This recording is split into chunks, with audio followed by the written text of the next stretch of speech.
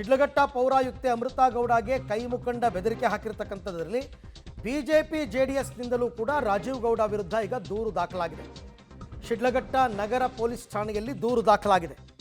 ರಾಜೀವ್ ಗೌಡನನ್ನು ಬಂಧಿಸುವಂತೆ ದೋಸ್ತಿ ನಾಯಕರು ಈಗ ಆಗ್ರಹಿಸಿರ್ತಕ್ಕಂಥದ್ದು ಆ ಭಾಗದಲ್ಲಿ. ಯಾಕೆಂದರೆ ಈಗ ಅಲ್ಲಿ ಶಾಸಕರಾಗಿರ್ತಕ್ಕಂಥದ್ದು ಜೆಡಿಎಸ್ನವರು, ಸೊ ಈತನ ವಿರುದ್ಧನೇ ಗೆದ್ದಿದ್ದು, ಜೊತೆಗೆ ಅಲ್ಲಿ ಬಿಜೆಪಿ ಕೂಡ ಜೊತೆಯಲ್ಲಿರೋದ್ರಿಂದ ಇಬ್ಬರು ಕೂಡ ಹೋಗಿ ಒಟ್ಟಿಗೆ ಎರಡು ಪಕ್ಷದ ನಾಯಕರು ಕಂಪ್ಲೇಂಟ್ ಕೊಟ್ಟಿದ್ದಾರೆ. ಅಲ್ಲಿಗೆ ಅಮೃತಾ ಗೌಡ ಅವ್ರದ್ದು ಒಂದು ಕಂಪ್ಲೇಂಟು, ಬಿಜೆಪಿ ಜೆಡಿಎಸ್ ಅವ್ರದ್ದು ಒಂದು ಕಂಪ್ಲೇಂಟ್, ಎರಡೂ ಕಡೆಯಿಂದ ಆಗಿರ್ತಕ್ಕಂಥದ್ದು. ಈಗ ಪೊಲೀಸರು ಕ್ರಮ ತಗೊಳ್ಳೇಬೇಕು, ಅವ್ರಿಗೆ ಬೇರೆ ದಾರಿನೇ ಇಲ್ಲ. ರಾಜೀವ್ ಗೌಡ ಎಲ್ಲಿ ಇವಾಗ ಫಸ್ಟ್ ಎಲ್ಲಿದ್ದಾರೆ? ಅವ್ರ ಮನೆಯಲ್ಲಿ ಪೊಲೀಸರು ಏನು ಕ್ರಮ ತಗೊಂಡಿದ್ದಾರೆ? ಹೋಗಿದ್ದಾರೆ ಅವ್ರ ಮನೆಗೆ ಅಥವಾ ನೋಟಿಸ್ ಕೊಟ್ಟಿದ್ದಾರಾ? ವಿಚಾರಣೆಗೆ ಬರಬೇಕು ಅಂತ ಕೇಳಿದಾರಾ? ನಾನು ಅಸೋಸಿಯೇಷನ್ ಸೆಕ್ರೆಟರಿ ಇದ್ದೀನಿ, ರಾಜ್ಯ ಸೆಕ್ರೆಟರಿ ಇದ್ದೀನಿ. ಇದು ಖಂಡನೀಯ.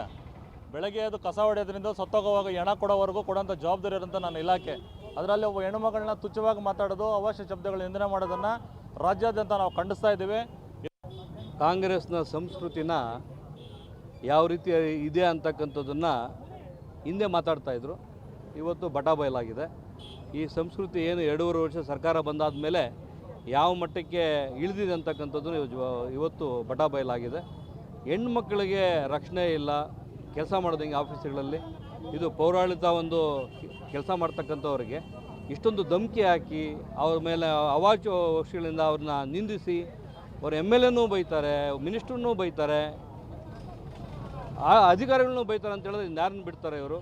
ಸರ್ಕಾರದ ದರ್ಪ ಏನು ಅವರ ಮಗಂದು ಫಿಲಮ್ಮು ಕಲ್ಟ್ ಅನ್ನೋ ಲೆಕ್ಕಾಚಾರದಲ್ಲಿ ಅದನ್ನು ಇದು ಮಾಡಬೇಕು, ಅದನ್ನು ಎಲ್ಲ ಕಡೆ ನೋಡಿಸ್ಬೇಕು, ಹೆಚ್ಚಿನ ಕಲೆಕ್ಷನ್ ಆಗಬೇಕು ಅನ್ನೋ ಲೆಕ್ಕಾಚಾರದಲ್ಲಿ ಇದು ಕಲ್ಟ್ ಫಿಲಮ್ ಮಾಡೋಕ್ಕೆ ಹೋಗಿ ಇಲ್ಲಿ ಕರಪ್ಟ್ ಮಾಡೋಕ್ಕಿದ್ದಾರೆ. ಅದಕ್ಕೋಸ್ಕರ ಒಂದು ಹೆಣ್ಮಕ್ಳ ಹತ್ರ ಅವಾಚ್ಯ ಶಬ್ದಗಳಿಂದ ಬೈದಿರ್ತಕ್ಕಂಥದ್ದನ್ನು ನಾವು ಬಾಯಲ್ಲಿ ಹೇಳೋಕ್ಕಾಗಲ್ಲ, ಅಷ್ಟೊಂದು ಅವಾಚ್ಯ ಶಬ್ದಗಳಿಂದ ಬೈದಿದ್ದಾರೆ. ಕೂಡಲೇ ಅವ್ರನ್ನ ಅರೆಸ್ಟ್ ಮಾಡಬೇಕು.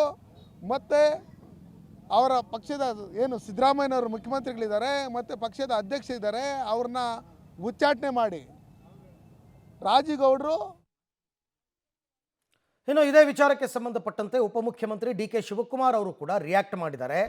ಯಾರೇ ಆಗಲಿ ಕಾನೂನು ರೀತಿ ಕ್ರಮ ಆಗುತ್ತೆ ಅಂತ.